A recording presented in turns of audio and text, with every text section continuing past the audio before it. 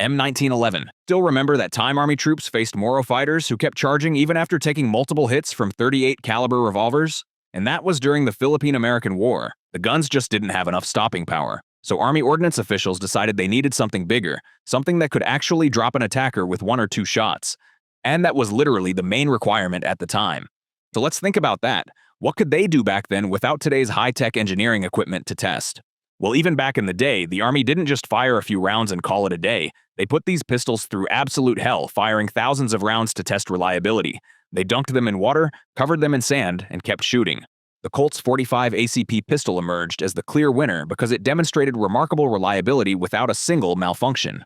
In March 1911, the Army formally adopted Colt's pistol as the Model 1911. This 45 caliber semi-automatic handgun served with distinction through both world wars and way beyond. And just to put things into perspective, back then they cost about $14 a unit, and the US government procured around 2.7 million M1911s and the A1 models in military contracts throughout its service life. So the unit prices varied over time, but it eventually went up to around $26 price range per unit by 1938. And if we do a conservative estimate across all production, it's roughly about 40 million to 54 million give or take in unadjusted historical dollars. And post-World War II, the NATO standardization became a thing, and that led to another program where the M9 was born. In 1980, the Department of Defense decided the US should adopt a handgun chambered in 9x19mm ammunition to align with Allied forces and to replace the aging 45 caliber M1911s and 38 revolvers.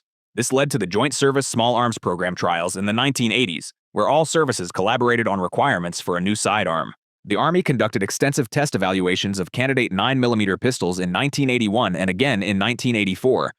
Caliber standardization. It must fire 9x19mm NATO ammunition for alliance-wide logistics compatibility. Magazine capacity. Minimum 13-round detachable magazine, double stack, with drop-free operation. As far as reliability goes, no more than 8 malfunctions in 5,000 rounds during testing. The 1984 trials, often called the XM9 trials, saw entries from several manufacturers. Beretta's 92F and Sig Sauer's P226 emerged as finalists, but then things got messy. Beretta offered the lowest package price and met the requirements, so the Army awarded Beretta a contract in 1985 for 315,000 pistols. The weapon was adopted across all services as the pistol semi-automatic 9mm M9 handgun. This procurement was explicitly part of the plan to replace all remaining 45 and 38 caliber handguns with a 9mm NATO sidearm for commonality and logistics benefits. The first M9s were delivered in 1986, phasing out the M1911 after its long tenure. However, the M9 selection sparked controversy. Smith & Wesson and other bidders protested the 1984 trial results, alleging unfair elimination. A General Accounting Office investigation in 1986 found that Army testers had made a mistake in one of the reliability specifications, a metric to imperial conversion error that caused Smith & Wesson's pistol to be wrongly failed. And if you want a more specific answer, long story short, it didn't pass the service life or the firing pin energy standards. Even though the Beretta contract moved forward, Congress grew concerned. In the fiscal year 1987 defense appropriations, Congress directed the Army to conduct a new competition for additional 9mm pistols, parallel to the existing Beretta contract. This second competition, informally dubbed the XM10 trials from 1987 to 1988, they had invited new submissions, essentially giving rivals a chance to unseat the Beretta. The Army retested offerings from Smith, Sig, and others alongside the incumbent Beretta design. The XM10 retest confirmed the Beretta's performance as satisfactory. Beretta's upgraded model, aka the 92FS, again came out on top in 1988, and the Army chose to continue with Beretta for follow-on buys. And the Sig 226 had been a strong runner-up in both trials but didn't displace the Beretta. A final protest in 1989 by Smith & Wesson objecting to cost evaluations favoring the incumbent was sustained in part by the U.S. General Accounting Office report, but this didn't overturn the procurement. The Beretta M9 remained the standard U.S. military sidearm, entering full service by the late 1980s. It brought the U.S. into line with NATO's 9mm standard and provided troops a higher magazine capacity, 15 rounds versus the old 7-shot M1911. The M9's adoption revealed dissatisfaction in some quarters, though. Concerns about stopping power of 9mm ball ammunition and about the M9's durability set the stage for future pistol programs. And just think about this for a second. $75 million in one contract for the gun in the mid-80s. A few years later, it's already over $77 million. Then in 2009, the government comes back and spends another $220 million on pistols. That's nearly $300 million of taxpayer money on handguns from just 2 major contracts, so over 500,000 pistols, and that doesn't even count decades of smaller orders racking up even more. Even though the per pistol cost was about $180, the real money was in the massive support package like spare parts, and which drove the total price sky high compared to competing bids, but it's still nothing compared to later programs with inflation accounted for. M11 Compact Service Pistol. This was under the Joint Service Small Arms Program to have some special handguns alongside the M9 for some select units. The Department of Defense adopted the Sig Sauer P228 9mm as the M11 pistol in 1986. The exact unit cost of the original M11 adoption by the US military in the late 1980s is not publicly available. But the cost is nowhere near the cost of M9, and also smaller volume purchases often have different pricing structures than the large-scale general issue type contracts. The M11 offered the same caliber and general operating principles as the M9, but in a smaller, lighter package that was easier to conceal. It must be shorter than the 8.5 inches long M9, and it must be about 25 to 30% lighter than the loaded M9. This made it well-suited for organizations like the Army Criminal Investigation Division and the Air Force Office of Special Investigations, whose agents often carried sidearms in discreet or high-security environments. The Navy's NCIS and some Air Force flight crews were also issued M11s in lieu of the bulkier Beretta. The first batch of M11 pistols was delivered in the late 1980s. Long story short, by around 2022, the Air Force OSI described its SIG M11s as aging weapons that needed renewal. The M11's performance proved reliable, and its smaller frame fit a niche need, but it was always a limited-use weapon, never a general-issue service pistol. The M9 and M11 served side by side through the 1990s and 2000s, the M9 arming the bulk of forces. But things change. So under the 2010 Modular Handgun System program, the M9 and M11 will be phased out in favor of the SIG XM18 and 17 variant handguns, and that program has been a turbulent one with many safety issues, and more on that later. Mark 23 Offensive Handgun Weapon System. In August 1991, SOCOM formally issued a requirement for an offensive handgun weapon system, and that adds another $2.3 million as the initial procurement of only 1,950 units. It was a smaller amount. So this is what they were building at the time. Essentially a huge polymer frame 45 caliber semi-automatic pistol.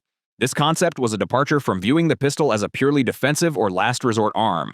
The offensive handgun weapon system specs called for a 45 ACP handgun with exceptional accuracy and reliability, plus a detachable sound suppressor and an integrated laser aiming module to enable effective engagement of enemy personnel with a suppressed firearm. SOCOM's goal was to equip elite units like Navy SEALs and Army Special Forces with a pistol capable of offensive operations, for example sentry elimination or close-quarter battle, where a very quiet, hard-hitting handgun might be advantageous. Under a 1994 contract managed by the Army on behalf of SOCOM, 2 manufacturers, H&K and Colt, were selected to come up with a prototype and compete. The Colt's design was based on the M1911 frame and carried a single-stack 10-round magazine. Long story short, Colt didn't make it because the OHWS was rushed, and the design suffered from chronic barrel cracking around 20,000 to 23,000 rounds, and Colt was also dealing with the bankruptcy of the laser supplier during testing. After extensive testing, H&K's design was chosen and entered production as the Mark 23 Mod 0 45 offensive handgun. The Mark 23, delivered to SOCOM starting in 1996, came as a complete system. The pistol itself, a large-frame semi-auto with a 12-round magazine of 45 ACP, a screw-on suppressor, and a rail-mounted laser aiming module. The weapon was tested to very high endurance and accuracy standards. It could consistently place 5 rounds into a 2-inch group at 25 meters and demonstrated a service life of over 30,000 rounds. The Mark 23 was the first 45 caliber handgun adopted by the US military since the M1911A1, marking a return to that caliber for the first time in half a century. But in field use, the Mark 23 proved extremely robust yet had a major drawback: its oversized dimensions and weight. Operators found it somewhat cumbersome to carry concealed or as a secondary weapon, earning it a reputation for being massive. Many special operators ultimately preferred smaller pistols like 9mm SIGs or later H&K USP variants for everyday carry, using the Mark 23 only in niche scenarios. Joint Combat Pistol Program. In the mid-2000s, after years of mixed feedback on the M9's 9mm effectiveness in combat, the Department of Defense initiated another search for a new sidearm. The Joint Combat Pistol Program was launched in late 2005 as a collaboration between SOCOM and the Army, with other services interested. It was essentially a merger of 2 efforts: the Army's Future Handgun System Initiative and USOCOM's desire for a new 45 pistol, aiming for one solution that could satisfy both special operations and general-purpose forces. The driving factors included reports from Iraq and Afghanistan that highlighted a desire for greater stopping power. So long story short, After 9/11, Special Forces brought back the M1911 because they didn't trust the M9 pistol or the 9mm bullet to stop enemies well. Many soldiers liked the older 45 caliber 1911 because it felt more powerful and familiar. And around 2003, they were given some rebuilt World War II-era M1911 pistols and used them in Iraq and Afghanistan. So you may be wondering, what was the total cost for the Joint Combat Pistol program? Well, that is difficult to determine because the program was suspended indefinitely in 2006. However, a related effort to replace the M9 handgun, which ended up costing way more in today's inflated dollar value. Many in the combat arms community were advocating a return to 45 ACP rounds, as well as the need for modern features like accessory rails and night sights that the decades-old M9 lacked. The JCP solicitation, issued by SOCOM in 2005, specified a non-developmental, commercially available 45 ACP pistol with two configurations, one with an external manual safety, one without. Key requirements were that it include an integrated Picatinny rail for mounting lights and lasers, day and night sights, enhanced durability, and the ability to attach a sound suppressor. A suppressor kit was to be part of the system. JCP sought a 45 pistol combining the proven attributes of modern law enforcement handguns with combat-specific features for the military, much like a scaled-down, more practical cousin of the Mark 23. Initially, the Army and SOCOM together envisioned buying up to 645,000 pistols, roughly 600,000 for Army, U.S. Air Force, and U.S. Marine Corps with safeties, and 45,000 for SOCOM without safeties, to replace the M9 across the board. This huge scope made JCP one of the largest U.S. handgun procurements since the M9, and it quickly drew scrutiny. In early 2006, congressional committees raised concerns about the JCP. Lawmakers were wary of the services independently pursuing a new pistol without a coordinated strategy and questioned the need for such a large purchase outside of normal budget planning. The FY 2006 Defense Authorization Report explicitly noted SOCOM's requirement for a 45 pistol in the Army and Marine Corps interest, but also flagged concerns about proliferation of programs and potentially buying pistols far in excess of SOCOM's need. Congress directed the DoD to provide a comprehensive report by April 2006 on its handgun acquisition strategy, including an analysis of alternatives, such as reutilizing the existing stockpile of M1911A1 pistols in storage by refurbishing them before proceeding. Facing budgetary and political pushback, the JCP program was dramatically scaled down in March 2006. The Army has decided to withdraw from the program and leaving it all to Special Operation. The program's name was changed to Combat Pistol, and the total quantity sought was reduced to around 50,000, essentially reverting to just the SOCOM requirement. Even this downsized combat pistol effort didn't survive for long. Later in 2006, DoD officials indefinitely suspended the combat pistol program, citing shifting priorities. No contract award was made, and the planned joint purchase of 45 handguns was effectively canceled. Congress in a 2007 appropriation set aside a smaller amount, about $5 million, for an additional study of joint pistol requirements, a signal that the military should take more time to assess its needs before launching a new acquisition. The Joint Combat Pistol Initiative became a false start. The M9 remained the standard sidearm for the remainder of the 2000s, while SOCOM units continued using a mix of weapons until a more comprehensive replacement program could be conceived years later. And while that was going on, the Marine Corps was looking for their 45 caliber handguns, and that led to the Colt M45A1. While the JCP was faltering, the U.S. Marine Corps undertook its own niche pistol program to support specific warfighting communities. The Marine Corps had a long tradition of using M1911 pattern 45 pistols in certain units. By the late 2000s, with the establishment of MARSOC and the expansion of Force Recon, the demand for reliable 45 caliber pistols exceeded the supply of maintainable old guns. The Marines needed an off-the-shelf, purpose-built 1911 type pistol for CQB use. In 2012, after a competitive evaluation, Marine Corps Systems Command awarded Colt Defense a 5-year IDIQ contract to produce the M45A1 close-quarter battle pistol for the Marines. The contract allowed for up to 12,000 pistols. Initial orders were around 4,000 at a value of $22.5 million.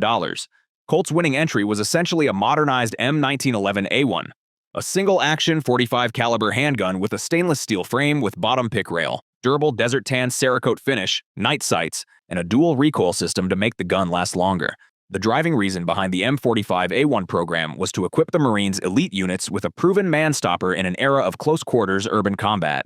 Marine officials noted that both MARSOC and Force Recon units were growing in size, and continuing to rely on a small pool of vintage rebuilds was not sustainable. The M45A1 gave them a brand-new, warranted pistol that met their exacting requirements out of the box. Fielded beginning in late 2012, the M45A1 served with MARSOC Raiders and Recon Marines, particularly in Afghanistan, and on deployments where its knockdown power and ruggedness were valued. Marines reported improved accuracy and confidence with the weapon, though it did come with trade-offs. It was heavier and held 7 to 8 rounds per magazine, in contrast to the higher capacity M9. A few years later, MARSOC would decide to transition to a 9mm Glock, but the M45A1 continues to be used within the Marine Corps in limited roles. And let's think about that for a moment. They finally found something, but they still can't seem to find the perfect balance. And this just pushes the military to invest indefinitely to develop newer weapons, and if they don't like it, then they ditch it and move on to the next. So how much did this cost the government just because the gung-ho Marines wanted it?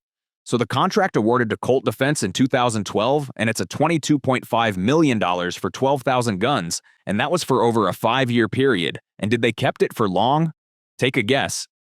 No. Definitely not, because it's never good enough, because the battlefield changes, and the goalpost keeps changing, and what came next cost even more. But for a while, some Spec Ops units have transitioned to Glocks with very limited adoption. By mid-2010s, it finally received official approval for use in at least one corner of the US military. In February 2015, the Marine Corps issued a service-wide message authorizing Marine Corps Forces Special Operations Command personnel to carry the Glock 19 as an alternative to the standard-issue pistols. The adoption was limited. Only Marines and Special Ops units were allowed to use the Glock, and it didn't replace the M9 or M45A1 Corps-wide. However, it acknowledged that many operators preferred the Glock 19 for its advantages: a lighter weight and smaller profile than the M9 or M45A1, greater magazine capacity than the 1911-based 45s, and a reputation for extreme reliability under adverse conditions. But why are cops all over the countries are using Glocks? But somehow the military has been so on and off about making it a standard pistol.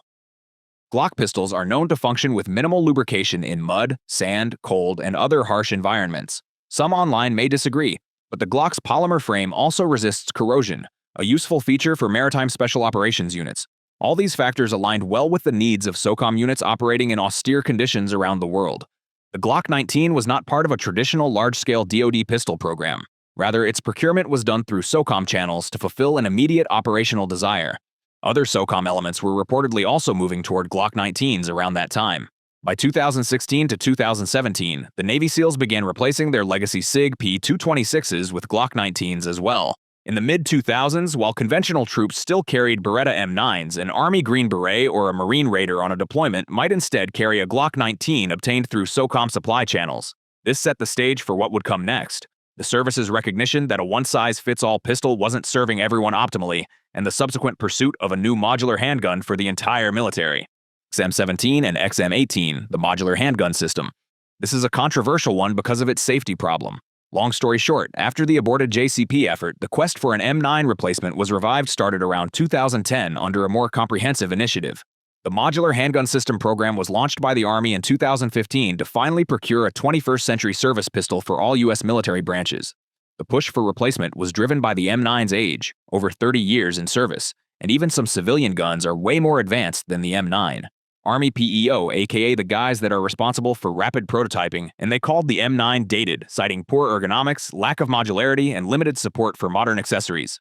Also, the field feedback consistently called for adjustable grip sizes, improved sights and night sights, integrated mounting for lights and suppressors, and compatibility with newer, more effective ammunition. So the MHS program didn't mandate a specific caliber. It invited industry to suggest the best solution, whether in 9mm, 40, 45 ACP, or otherwise, leaving open the possibility of a larger caliber if it truly offered superior performance. The emphasis was on a modular design that could be adapted to multiple roles.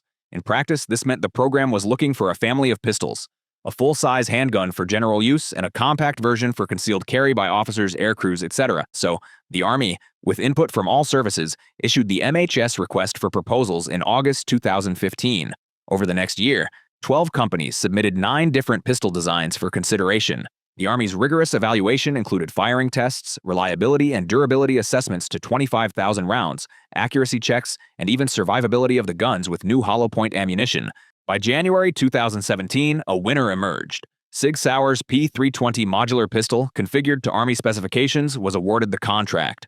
On January 19, 2017, the Army announced a 10-year agreement with Sig Sauer worth up to $580 million to produce the new handguns and accessories. The winning pistol comes in 2 sizes, XM17 full-size and XM18 compact.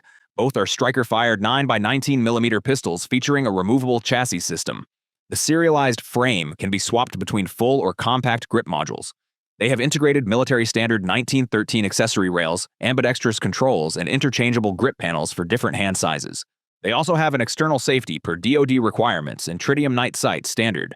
During testing, soldiers gave the SIG modular handgun system extremely positive reviews, but not sure how the self-firing issue was never discovered until they were fielded by law enforcement. But more on that later. 100% of those in a spring 2017 test group agreed it was a major improvement over the M9 in terms of comfort, ergonomics, and shootability. The M17 and the 18 modular handgun system began fielding in November 2017, with the 101st Airborne Division being the first Army unit to receive it. The rollout plan spans a decade. By this point, the MHS contract had a total potential value cap of $580 million over 10 years. This marks the highest handgun spending, and it wasn't a smooth transition either. Ultimately distributing over 200,000 pistols to the Army and additional quantities to the Navy, Air Force, and Marine Corps. The M17 replaces the Beretta M9 in Army and Air Force service. The Marine Corps, which initially was uncertain due to its investment in the M45A1, in choosing the SIG, the military retained 9mm as the caliber for its standard sidearm, but with new, special-purpose, jacketed hollow-point ammo available for improved terminal performance when needed. The MHS achieved many of the goals set by prior programs. At least for now, the gun closes the loop on decades of pistol programs, replacing the legacy weapons from the 1980s with a thoroughly modern sidearm.